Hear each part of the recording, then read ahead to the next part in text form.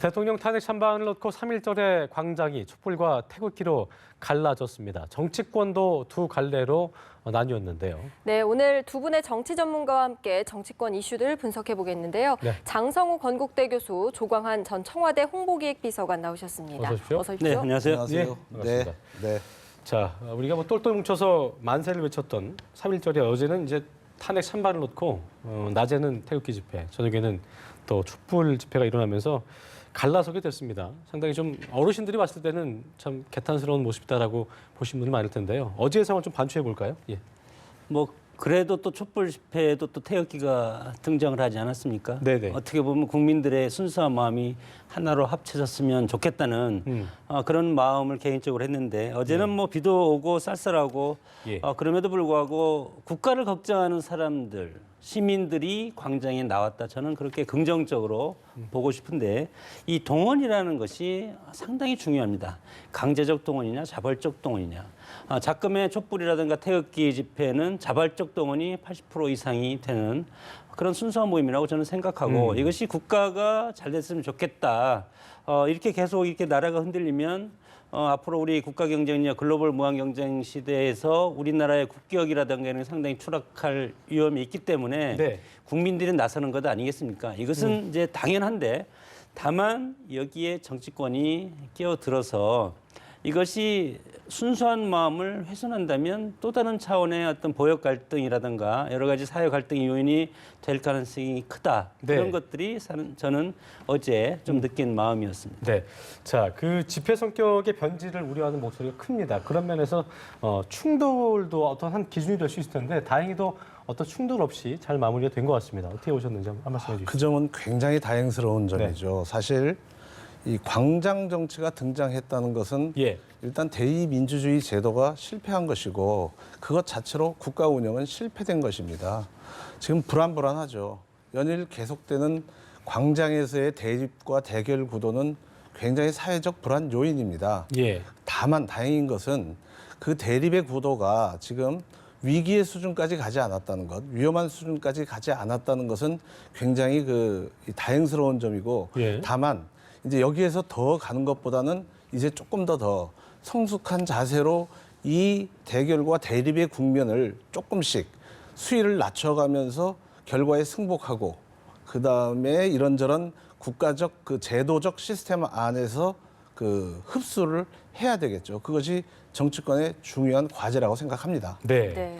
자, 장 교수님께서는 이제 정치인들이 집회에 참석하는 것에서 약간 부정적인 입장을 취하시는 것 같은데 안철수 전 대표나 안희정 충남지사는 어제 참석을 하지 않았습니다. 아무래도 중도 보수층 표심을 의식한 걸까요? 뭐 중도 보수층보다도 지금 대세가 문재인 전 대표 아니겠습니까? 네. 문재인 전 대표가 지금 광장에 계속 나와서 촛불 시위에 참석하고 있는데 이거에 대해서 차별성을 노리는 어떤 정치적인 노림수가 있는 것 아니겠습니까? 물론 방금 우리 교수님께서도 말씀하셨지만 정당과 의회가 광장으로 나오는 것은 잘못됐다고 봅니다. 정당과 의회의 본질적인 기능은 혼란을 질서로서 전환시키는 기능 아니겠습니까? 그러나 그런 기능을 자율적으로 하지 못하고 오히려 자신들을 뽑아주고 만들어준 유권자들한테 다가서서 같이 여기에 휩쓸린다는 것은 제도권 정치가 흔들리고 우리의 어떤 민주주의의 어떤 기본 질서가 무너진다는 그런 것을 뜻하기 때문에 이제라도 정치인들은 본연의 어떤 본질적인 기능에 충실을 해야만이 탄핵이 끝나고 가결이든 기각이든 어떻게 되든 간에 국론 분열은 없어야 되지 않겠습니까? 이 네. 통합을 누가 하겠습니까? 결국은 정치권이 해야 되는데 네.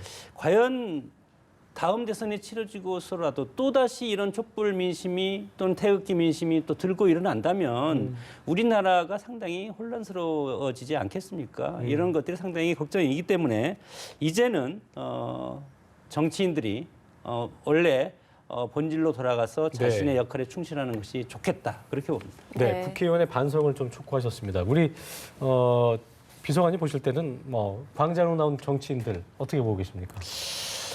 이렇게 봐야겠죠. 우선 일단 광장 정치가 나온 것은 일반 국민들의 믿음에 대한 배신입니다. 그리고 네. 우리 사회 엘리트들에 대한 불신이죠. 그리고 그것이 광장 정치로 촉발이 됐고 일정 부분 지금까지의 그 사회적 흐름으로서는 우리가 분노를 느낄 수밖에 없었죠. 그 절제된 분노가 있었고 그런데 어느 시점부터 묘하게 이 광장 정치가 좀 변화하기 시작했어요.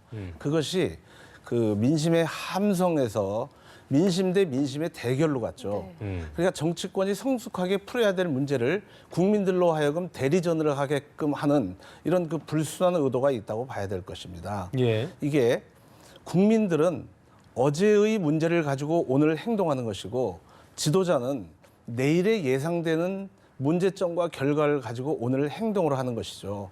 그래서 지도자의 능력과 성격 그리고 판단에 따라서 어떤 그 역할을 하고 어떤 행동을 하느냐 예. 이런 것이 국민들의 눈에 잘 비춰질 거라고 생각합니다. 네. 네. 자, 박사모가요. 박근혜 대통령 생일을 기념해서 100만 통의 러브레터를 보냈다고 하는데 그렇습니다. 이게 2월 초의 일이라고 하는데 박근혜 대통령이 최근에 이제 감사의 뜻을 표시했다고 합니다. 여기에 대해서 일각에서는 뭐 좀 부추긴 것이 아니냐, 오히려 광장에 나오도록 이런 얘기도 있던데 이 부분은 어떻게 보십니까? 대통령도 대통령이기 이전에 인간이고 그리고 대통령이 지금 탄핵을 당했기 때문에 대통령 직무가 정지됐고 낭떠러지 절벽에 선 기분 아니겠습니까? 개인적으로 보면 상당히 외롭고 고독하고 그리고 앞으로 탄핵의 결과가 어떻게 나올지 모르지만 이거에 대해서 상당히 두려움을 갖고 있는 것은 사실이 아니겠습니까? 이런 상황에서 자신을 지지하는 소위 말해서 박사모 네. 이런 분들이 이렇게 해서 뭐 축하 메시지를 전달했다는 것은 대통령이라는 그런 차원보다도 오히려 인간적으로 해서 정치인들은 여론이라든가 자신을 지지하는 사람들과 같이 사는 것이 가장 행복하지 않겠습니까? 예. 그런 차원에서 개인적인 어떤 정리를 표현한 것이지 이것을 통해서 박사모여 나를 도와달라 이런 정치적 메시지를 한 것은 아니라고 봅니다. 다만 이런 시점에서는 모든 것이 다 정치적으로 해석되지 않겠습니까? 대통령은 최고의 정치하는 자리입니다. 예. 지금 직무정지가 됐지만 대통령은 아니겠습니까? 그렇기 때문에 이것을 그렇게 한다면 그런 메시지로 유권자들이나 지지자들이 그것을 받아들일 가능성도 있기 때문에 이거에 대해서 우리가 어떻게 뭐 객관적으로 평가하기는 상당히 그렇고 일정 부분 심정적인 영향은 미치리라고 봅니다. 네. 네. 탄핵이냐, 뭐 인용이냐, 탄핵의 인용이냐, 기각이냐를 놓고 어쨌든 어느 쪽으로든 분열은 지속될 것이라는 부정적인 분석이 있는 반면에 그런 면에서 이제 대통령단 대리인단 측의 주장은 각하를 통해서 다시 이거를 이 분란을 일으킨 국회로 돌려보내서 정치를 한 국회의원들이 처리해야 된다 이런 말도 있고요. 어쨌든 나라가 분열을 일어나는 것을 좀 막아내는데 정치인들이 앞장서야 된다는 목소리가 많거든요. 이 부분에 대해서 어떻게 좀 보고 계세요? 헌재가 이런저런 정치적 고려를 갖다 할 수 있는지는 잘 모르겠습니다만은 예. 헌재는 그야말로 법률적으로 판단을 해줘야겠죠. 그리고 인용이든 기각이든 그것은 이제 성숙된 국민 의식과 책임 있는 제도 정치권 내에서 수용해야 될 부분이라고 생각을 합니다. 예. 그 민주주의가 민주주의답고 민주주의를 건강하게 만들 수 있는 두 가지의 핵심적인 요소가 하나는 다양한 의견을 수렴할 수 있어야 되는 것이죠. 예. 한 의견을 갖다가 절대 진리처럼 강요하거나 따르게 된다면 그건 전체주의죠. 예. 민주주의는 굉장히 다양한 백가쟁명식의 의견을 하나의 용광로처럼 녹여내는 기능이 있어줘야 민주주의가 건강하게 성장할 수 있다고 봅니다. 예. 그리고 두 번째는 민주주의가 가장 위협받지 않고 생존할 수 있는 것은 결과에 대한 승복인 것이죠. 다소 내 마음에 안 맞고 잘못됐다 하더라도 국가기관이나 사회의 주요 그 대다수가 그 결정을 하고 그 방향으로 이 여론이 모아진다면 예. 그 결과에 대해서 승복해 주는 것이 우리 역사 발전과 사회 발전을 위해서 그리고 갈등의 치유를 위해서도 절실하게 필요한 부분이죠. 그래서 헌재가 결정을 하는 것에 대해서 승복을 해야 되는 것이고 다만 아쉬운 점은 박근혜 대통령께서 자연인 박근혜의 경우에는 뭐 여러 가지 이 액션을 취할 수 있겠습니다만은 대통령으로서의 박근혜입니다. 군주는 참외밭에서 신발끈을 고쳐 매지 않고 예. 그 복숭아 나무 밑에서 갓끈을 고쳐 쓰지 않는다고 합니다. 이런저런 그 의혹과 오해의 소지가 있는 것을 최대한 하지 않음으로 해서 신뢰를 얻는 것이죠. 그런데 박근혜 대통령의 그동안에 쭉 보면 국가기관의 그 협조에는 전혀 응하지 않았고 기자간담회, 인터넷 방송, TV 그리고 메시지 전달 이런 거를 통해서 선전선동에 좀 더 집착하는 거 아니냐 하는 아쉬움을 떨쳐버릴 수가 없어요. 그러니까 그거에 대한 판단의 몫은 국민들의 몫이라고 봅니다. 네. 네. 자, 이렇게 예. 헌재 탄핵 결과를 앞두고서 박 대통령 측에서 이런 여론전 또 나설 수 있다 이런 관측도 나오는데 이 부분에 대해서는 어떻게 보십니까? 애초에 수차례 얘기했지 않았습니까? 무기대등의 원칙도 얘기를 했고 항변권을 보장해 달라 이런 것을 수차례 대리인단과 대통령이 대국민 담화라든가 이런 걸 통해서 수차례 얘기했기 때문에 물론 이미 최종 심리는 다 종결이 됐지만 그러나 예. 준비 서면이라든가 장외 여론전은 양쪽에서 다 더 치열하게 앞으로 전개될 가능성도 있다. 서로 국회 소추 측에서는 대통령이 헌법 위반을 확실히 했기 때문에 탄핵을 시켜야 된다, 파면해야 된다 이렇게 되고 대리인단 측에서는 이것은 절차 위법이고 증거 부족이기 때문에 그리고 심리가 불충분하다. 그럼에도 불구하고 이것을 기각을 해야 된다 또는 각하를 해야 된다 이렇게 지금 주장하고 있는 것 아닙니까? 이것은 국민이 이것을 심판하는 것이 아니고 헌법재판소의 고유한 기능, 헌법적 기능에 따라서 이것을 판단하고 이것을 국민들이 받아들여야 된다고 봅니다. 이 결과에 대해서 그런 것들이 중요한데 정치인들은 뭐 대부분 지금 승복한다고 하고 있지 않습니까? 네. 그러나 정치인들이 승복한다고 하지만 그 밑바닥에 있는 국민들이 승복을 하지 못하는 부분도 상당히 앞으로 일어날 개연성이 상당히 큰 것이 상당히 우려스러운 일이고 이래서 대통령이건 아니면 국회 소추인단이건 국민들을 향해서 여론전을 펼치는 것은 바람직스럽지 못하다. 이제는 헌재에서 이 혼란을 종지부 찍어서 예. 헌정 질서가 제대로 돌아갈 수 있게 하는 기능을 해야 된다고 봅니다. 네. 어떤 결과가 나오든지 간에 네. 대의민주주의에 입각해서 일단은 혼란을 잠재우는 게 중요한 부분이니까 이런 부분을 좀 더 신경 써야 하지 않을까 생각을 해볼 수 있겠습니다. 네. 자, 오늘 헌재 얘기를 좀 더 해보자면 이제 오늘이 이제 대통령 탄핵 심판 평이 사흘째입니다. 대통령이 탄핵될 만큼 나쁜 짓을 한 것이냐 이거에 대한 이야기를 좀 오고 갈 것이라고 예상이 나오고 있는데요. 일단 어떤 내용들이 좀 오고 갈지 좀 짚어볼까요? 헌재가 지금까지 숨가쁘게 노력을 해왔다고 저는 생각을 합니다. 우선 일단 세 가지가 가장 중요한데 우선 절차의 공정성이 우선 첫째 문제고 두 번째는 그 결정의 신속성. 예. 국가 혼란 상태를 너무 오래 방치하면 안 되지 않겠습니까? 그리고 세 번째는 그 판결의 신뢰성이죠. 그 판결의 신뢰성을 갖다가 높이기 위해서 헌재는 무척 고심하고 있을 것입니다. 다만 이제 언론을 통해서 굉장히 많은 의혹들이 제기가 됐고 예. 그 제기된 의혹들이 일부는 사실로 드러났고 일부는 또 그 과장됐거나 아니면은 없었던 것도 있었다고 이렇게 확인이 되고 있죠. 그 일부 드러난 사실이 이 민주주의 체제 하에서 대통령으로서의 국정 수행에 적합하고 합리적이었느냐를 헌재는 그 지혜롭게 판단하리라고 저는 믿습니다. 네. 제가 생각하기에는 네. 이제 절차가 위법됐냐 안 됐냐 이것이 제1의 관문이 될 것 같습니다. 대리인단에서는 마지막에 이것에 강하게 주장을 하지 않았습니까? 14가지 사항을 각각에 대해서 국회에서 표결을 해야 되는데 이것을 한 번에 표결했기 때문에 절차적 위법성이 있기 때문에 각하해야 된다 이런 논리를 마지막에 했는데 이것이 하자가 없다면 그다음에는 뇌물죄라고 봅니다. 뇌물죄가 과연 성립되고 대가성이 있어서 삼성 이재용 부회장이 대통령과 어떤 사익을 취하는 그런 관계라든가 특혜를 줘서 대통령이 이거에 대해서 뇌물을 받았냐. 이것이 가장 핵심적인 것이기 때문에 헌재에서 지금 뭐 수차례 변론 앞으로 계속 하지 않겠습니까? 평의를. 이 평의의 과정 중에서 가장 핵심적인 것은 이 두 가지가 아닌가 마지막 쟁점. 결과적으로 그러니까 최순실과 박 대통령 간의 연결고리 이거를 확실하게 찾아내서 있다면 이거에 대한 처벌로 이 탄핵이 가능한 건지 아닌 건지를 알아보는 게 중요한 거잖아요, 그렇죠? 그런 네. 부분을 좀 알아보는 게 네. 가장 중요한 부분이 아닌가 생각을 해볼 수 있을 것 같습니다. 네.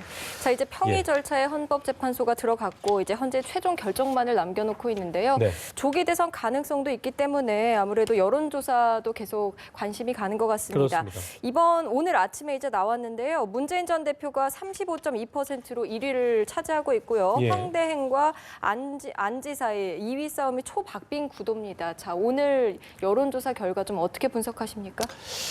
요즘에 여론조사의 결과는 굉장히 그 이제 불확실성이 높다고 봐야 됩니다. 그 제가 여러 번에 걸쳐서 말씀을 드렸지만 우선 지금의 이 여론조사라는 것은 그 최순실 씨에 의한 국정농단에 대한 국민의 분노가 전체적인 사회 전반에 깔려져 있죠. 거기에서 박근혜 대 반박근혜의 프레임이 설정되어 있습니다. 네. 그래서 이제 그 반박근혜 프레임으로 본다면은 지난번 대선도 출마를 했고 문재인 대표가 가장 강력한 후보로 부상이 되고 있는 것이죠. 다만 그 황교안, 안희정 이 두 분에 대해서는 지금 마땅한 후보가 없기 때문에 대안으로서의 가능성을 갖다가 지금 그 국민들이 찾아보고 있는 중이라고 저는 보고 있고요. 예. 이 탄핵 국면이 어느 정도 마무리되면 물론 탄핵의 인용이냐 기각이냐에 따라서 굉장한 변수가 있겠습니다만은 네. 그 다음에 이제 여론조사의 부분은 이제 대통령 선거 전으로 본격적으로 들어가게 되는데 그때는 네. 1위 후보와 이제 반 1위 후보의 그 프레임이 형성될 수밖에 없습니다. 거기에서 가장 중요한 변수로 지금 등장하고 있는 것이 개헌 문제죠. 예. 이 개헌에 대한 부분 우리가 87년 체제에서 실패된 이 현행 대통령 제도를 언제 어떻게 고치느냐의 개헌의 문제가 앞으로 그 대선 전에서의 여론조사를 결정하는 굉장히 중요한 요인이라고 생각하고 네. 지금은 다만 흐름의 과정이라고 저는 보고 싶습니다. 네. 예. 자, 두 가지를 여쭤볼게요. 그러니까 특검 연장 거부했던 황교안 권한대행이 상승을 했습니다. 이 의미와 또 문재인 전 대표가 충청에서 안희정 지사를 제치고 1위를 차지했다고 하는데 이제 이 의미도 상당히 좀 있어 보이거든요. 최근에 안희정 지사가 득세를 얻었던 거에 비한다면 어떤 의미인 건지 좀 같이 풀어주실까요? 예. 일단은 황대행이요? 예. 황대행 같은 경우는 유동성이 상당히 지금 커지고 있지 않습니까? 탄핵이 기각이냐, 인용이냐, 각하냐 이런 와중에서 보수층이 이제 서서히 움직이기 시작했다는 것이죠. 야권은 문재인 전 대표가 대세론을 형성하고 있고 안희정 지사가 상당히 지금 빠지고 있지 않습니까? 그렇죠. 그래서 야권의 후보가 문재인하고 상정을 한다는 것이고 이런 차원에서 황교안 권한대행의 어떤 국정적인 안정감 그리고 보수 유일의 지금 가장 높은 지지율을 지금까지 보여주고 있지 않습니까? 네네. 이렇기 때문에 상승 곡선을 상당히 타고 황교안 권한대행한테 빨리 결단을 내리라는 겁니다. 그럼 황교안 권한대행은 탄핵이 결정된 시점에 그 각하든 인용이든 기각이든 그 후에 황교안 권한대행의 거취를 결정할 가능성이 있다. 그러나 지지자들층은 상당히 지금 조급하죠. 빨리 보수층의 후보가 누가 나와서 그 깃발 아래 우리가 다 뭉쳐서 진보적인 색채 후보와 경쟁을 해야 되는데 그러나 뭐 우리가 이제 절차가 있기 때문에 이제 앞으로 한 열흘 정도 있으면 탄핵의 결과가 나오니까 그 후에 어떤 정치적인 격변 사항은 아무도 예측할 수가 없을 겁니다. 그리고 안희정 충남지사 같은 경우는 애초에 이재명 성남시장을 누르기 위해서 대연정 카드를 들고 나온 것이 함정이었다고 봅니다. 대연정이라는 것은 야권이 추구하는 선명성보다는 상당히 뒤처지는 보수적인 칼날로 접근할 수밖에 없고 안보와 60대 이상의 어르신, 예. 지역 충청 그러나 야권의 전통적인 구도는 선명성 아니겠습니까? 여기에서 문재인 전 대표한테 일단은 밀리고 선명성에서 밀렸다. 선명성에도 밀리고 그리고 이재명 시장의 그런 선명성이 훨씬 강한 거기에 안희정 지사가 지금 밀리고 있는 것이 아닌가 이렇게 보고 여기에는 또 일정 부분 황교안 권한대행의 역할론이 등장하기 때문에 일정 부분 중도 표심이 황교안 권한대행으로 이용하는 그렇기 때문에 지금 안희정 지사 같은 경우는 여러 가지 난제가 지금 한꺼번에 몰려오는 아주 어려운 상황이 되고 있습니다. 알겠습니다. 네. 자, 지난주에 특검이 마무리가 됐습니다. 이제 특별수사본부가 할 것으로 가닥이 잡혀가는 것 같은데요. 아무래도 수사를 재개한다면 가장 큰 관심사는 뭐 이번에는 대통령 조사가 될까 이런 부분이거든요. 앞으로의 검찰 조사는 어떻게 이루어질 것인지 예측 좀 부탁드립니다. 이제 수사의 그동안의 쭉 흐름을 보면 특별수사본부는 미르재단과 K스포츠재단에 대한 수사에 집중을 했었습니다. 네네. 다른 수사는 손을 못 댔었죠. 네. 특검의 성과라고 할 수 있는 부분은 우선 블랙리스트에 대한 부분을 좀 더 명확하게 그 범법 사실에 대해서 확인했다는 것이겠죠. 물론 잘잘못은 법정에서 가려지겠지만 두 번째는 우리 많은 국민들이 가장 분노하는 두 가지 문제가 입시의 문제와 병역의 문제입니다. 그 입시 부정에 대해서 그 입시 부정의 연루자들을 모조리 밝혀냈다는 점은 굉장히 특검에 국민들한테 그나마 줄 수 있었던 위안이었을 겁니다. 그리고 세 번째가 네. 뭐 나중에 명확히 가려져야겠지만은 이재용 부회장의 경영권 승계와 관련해 가지고 그 미르 K스포츠재단 전경련을 동원한 미르 K스포츠재단의 모금과 그 다음에 그 정유라를 지원하기 위한 마사회의 그 이 지원 문제 이런 것들이었죠. 일정 부분의 그 구체적인 혐의 내용이 확인이 됐기 때문에 입건도 됐고 이제 기소도 된 것이죠. 네.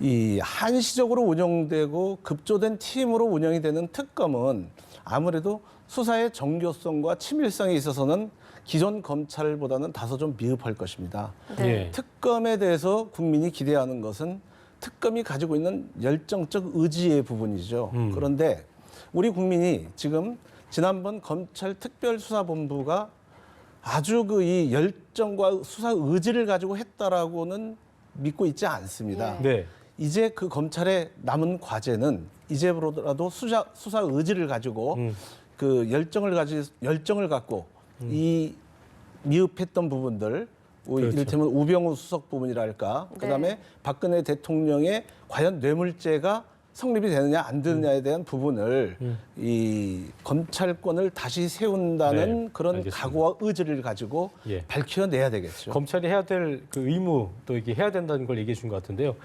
끝으로 어떻게 생각하십니까? 뭐 우병우 수석도 그렇고요. 제대로 수사할지 참 의문의 목소리가 많습니다. 지난번에 어떤 특검에서 우병우 수석에 대해 구속영장을 청구했지만 기각 청구가 실패하지 않았습니까? 네. 구속 시키는데 그때 당시에 직권남용과 권리행사방해 특별감찰관법 위반, 직무유기, 국회 위증 5개 항목에 대해서 했는데 이것이 실패했다는 것은 상당히 앞으로 검찰에서 우병우 수석을 수사하기에 상당히 곤란해졌다. 특검에서도 밝히지 못하고 국조도 피해갔고 앞에 있었던 검찰 조사에서 또 이것을 피해가지 않았습니까? 예, 예. 이런 상황에서 사실은 청와대 수석이라는 것은 우병우 수석의 자리라는 것이 박근혜 대통령과 최순실 씨 국정농단의 그 사이에 길목에 있는 분이기 때문에 예, 예. 우병우 수석을 특검에서 또 단죄를 하지 못했다는 것은 앞으로의 어떤 여러 가지 검찰 수사의 어려움이 있다는 걸 보여주는 거예요. 난관을 보여준다고 보는데 이것을 특검에서 못한 것을 검찰에서 할 수가 있을지 그것은 뭐 열심히 일단은 해야 된다고 봅니다. 알겠습니다. 예, 알겠습니다. 오늘 대담 여기서 마무리하겠습니다. 네. 지금까지 장성우 건국대 교수, 조광환 전 청와대 홍보기획 비서관과 함께했습니다. 두 분 고맙습니다. 고맙습니다.